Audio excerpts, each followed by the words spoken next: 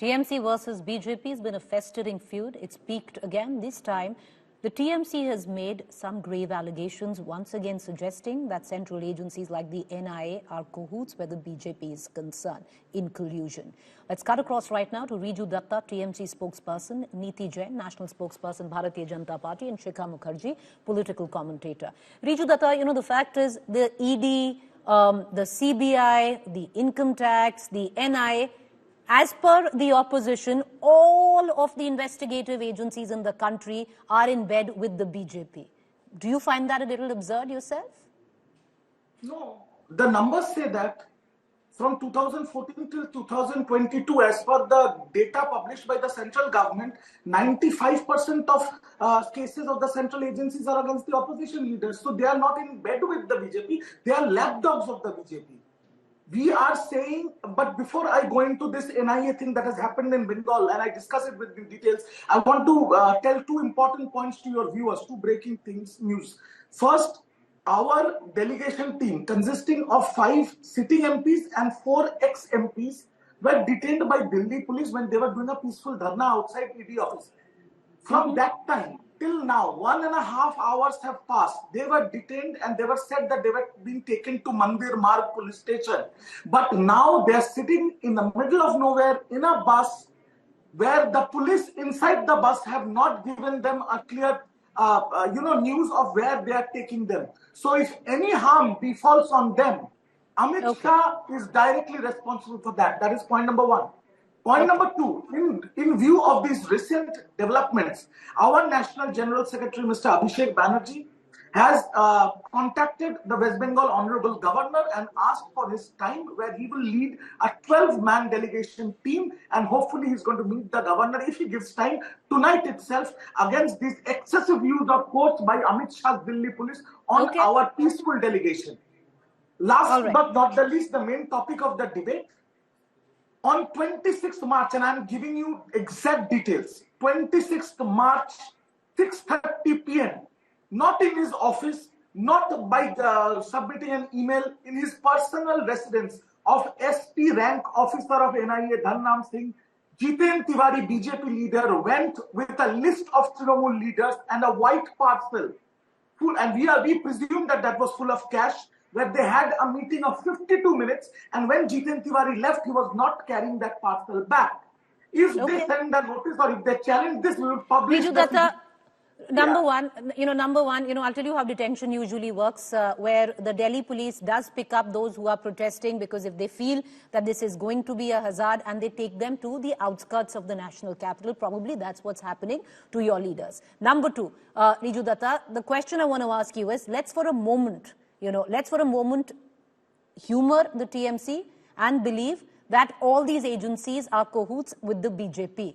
Does that give you a free license to assault an NIA team, Riju Datta? Absolutely not. I am not saying that it was right what happened, but you have also to understand, in Bengal, you have to understand the history of Bengal. In Bengal, during the left regime, during the Singur Nandigram Andolan, there were CPM cadres in police uniform who did atrocious acts. Bengal has not forgotten that. So at 4 o'clock in the morning, in a distant village, when you have notified the police, the NIA notified the local police, but NIA told the local police, we will go at 6 a.m. They went at 4 a.m. when women, children, they were all sleeping. They barged into the house. They grabbed 2 people and they were going out of the village. Does that give you the license? Does that give you the license to assault a team doing its job? You have to understand, how will the villagers know they are NIA at 4 in the morning? They thought their people are being picked up by random people in camouflage attire. It was a spontaneous reaction. What are you saying? 4 o'clock in the morning? Without notice, if I barge into your house at 4 o'clock in the morning, how will you respond? You garland me with laddus. Okay. Neeti Jain, these are grave allegations where, and substantiated, you just heard Riju Datta with the claim that the NIA, the central agencies all together, where the BJP comes into question. He's detailed what went down, where the attack on the NIA team is concerned.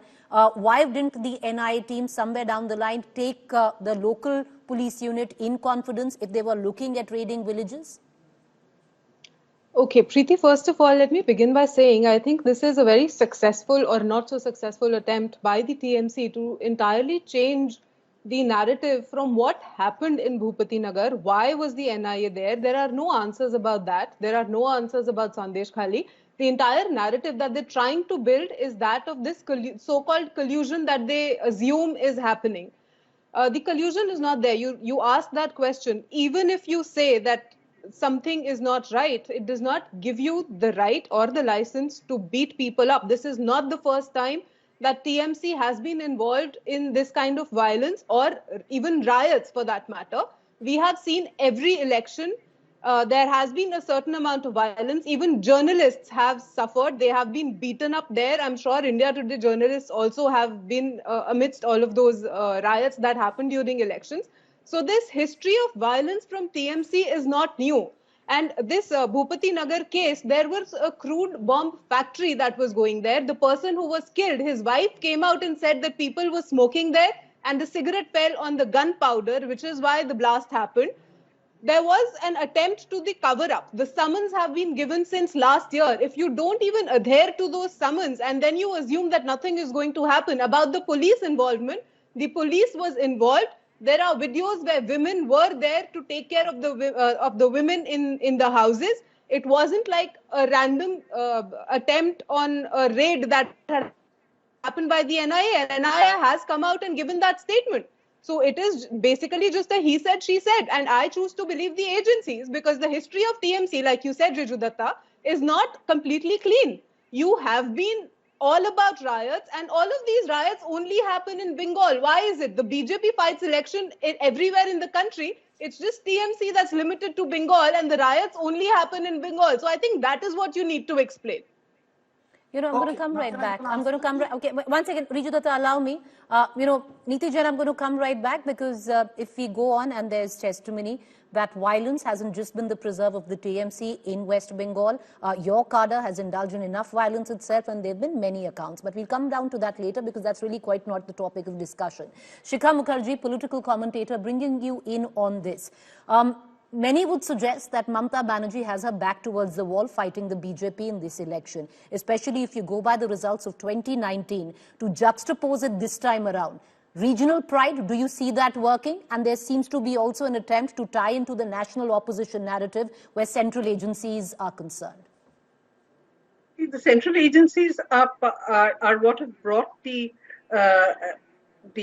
opposition parties on the same page. One of the great glues that have kept the opposition alliance together is the fact that all of them feel equally coerced or intimidated by the way in which the national agencies, institutions actually, have been targeting the opposition leaders, arresting them, keeping them in custody, preventing them from actually look at what is all this arrest and custody and holding people in custody all about. It is preventing a politician from participating in political life. Now, that is a very, very serious allegation that Mamata Banerjee has actually made. And I think that is an issue that needs to be also focused on. That is the opposition actually suggesting, as Mamata Banerjee has, in the case of Bhupati Nagar and the continuing acts of trying to weed out the elements that are likely to be violent in the elections, which is part of the EC's normal standard operating procedure. Is this a way of keeping political grassroots organizational people out of the political process?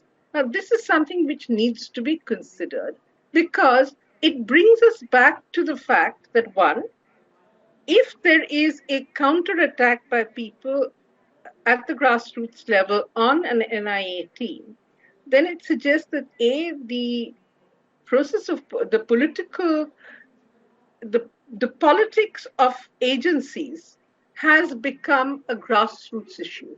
And that is also very dangerous because it calls into question the credibility of these agencies and the impartiality of these agencies in investigating what could very, very well be potential national security threats like the NIA is Right. supposed to do.